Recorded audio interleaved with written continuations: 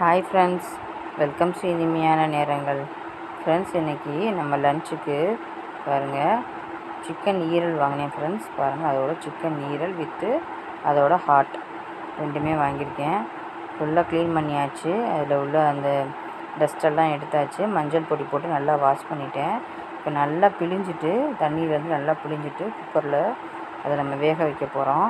கொஞ்சம் ஏன் குக்கரில் வேக வைக்கிறோம்னா, நார்மலாக நம்ம வந்து வேக வச்சோம்னா ஆயில்லையோ இதுலேயோ வேக வச்சோம்னா அது கொஞ்சம் மேலே தெரிக்கும் ஃப்ரெண்ட்ஸ். அதனால் நம்ம குக்கரில் ஒரு 2 விசில் நீங்கள் வந்து இந்த ஈரலை வேக வைங்க. இதோட கொஞ்சம் மஞ்சள் பொடி, ஒரு 4 துண்டு இஞ்சியும் பூண்டும் போட்டுருங்க.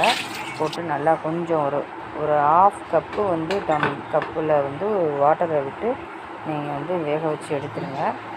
நல்லா கட் பண்ணி ஸ்கொயராக கட் பண்ணி ஃப்ரை பண்ணியாச்சு.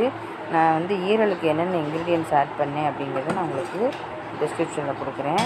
குழம்பு வந்து இன்றைக்கி பூண்டு குழம்பு, அதுக்கு வந்து வெண்டைக்காய் ஃப்ரை அண்டு ஈரல் வறுவல். Okay friends.